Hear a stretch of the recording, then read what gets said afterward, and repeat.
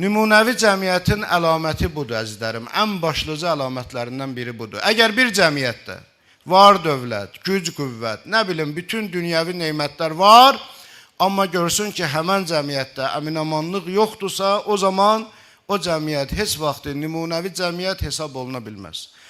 Allah Quran-ı Kərimdə Həzrəti Məryəm narahat olduğu zamanda, Allahın salamı olsun ona, o narahat olduğu zamanda fikir versiniz, ona buyurduğu əmr budur. Kuli vaşrabi və qarri ayna. Ye, iç, gözlərin aydın olsun. Ye, iç, gözlərin aydın olsun. Deməli, mən sənin ruzivi yetirəcəm və səni bütün təhlükələrdən qoruyacam. Gözlərin aydın yeri gəlmişkən bu deməkdir. Biz bu sözü çox işlədirik, amma bilmirik gözlərin aydın nə deməkdir. Gözlərin aydın, yəni təhlükə olmasın. Gözlərin aydın, yəni əmin-amanda olasan. Gözlərin aydın, yəni heç vaxt narahat və nigaran olmayasan.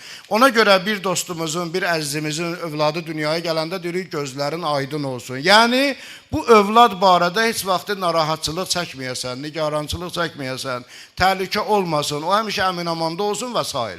Və yaxud bir nəfər övladına xeyir iş eləyəndə onun valideyninə deyərik ki, gözlərin aydın olsun. Gözlərin aydın, nədir? Belə biraz da böyük olsun göz. Yox, gözlərin aydın olsun, yəni əmin-amanda olasan. Allah Quran-ı Kərimdə Həzrəti Məryəmə buyurur ki, ye, iç, yəni ruzivi yetirəcəm. Çünki insanın narahatçılığı nədən olur? Ya iqtisadi çətinlik, sıxıntı, yaxud da ola bilər ki, əmin-amanlığın yoxdur, narahatlığın var, nigarançılığın var, təhlükən var.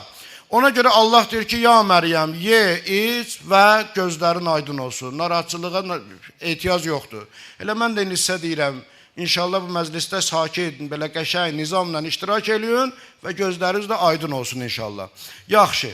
Və eyni bu məsələ Quranda bir neçə dəfə və yaxud o məşhur Quranda, bilirsiniz də, Quranda bəzi ayələr dua mühtəvasındadır. Yəni məzmunu dua şəklindədir. Quran ayələri Allah kəlamıdır, amma Allah sanki bəndəsinin dilindən, insanın dilindən necə dua eləməyi Quranda bizə öyrədir.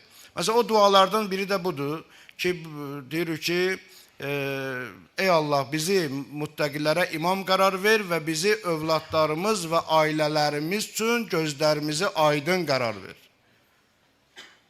Rəbbənə həblənə min əzvacinə və zürriyyətinə qurrətə əyun. Ey bizim Rəbbimiz, bizim övladlarımız, bizim zürriyyəmiz, bizim nəslimiz, balalarımız və ailəmiz barədə gözlərimizi aydın elə. Sonra deyir, vəz'əlnə lil-muttəqinə imama. Sonra deyir ki, bizim muttəqilərə imam qərar ver. Yaxşı, nə deməkdir ailəmiz üçün gözümüz aydın olsun, övladlarımız üçün, zürriyyə üçün aydın oldu, əlhəmdülillah. Deməli, o cəmiyyət nümunəvi cəmiyyətdir ki, həmən cəmiyyət orada əmin-amanlıq var, orada salam var, orada silm var.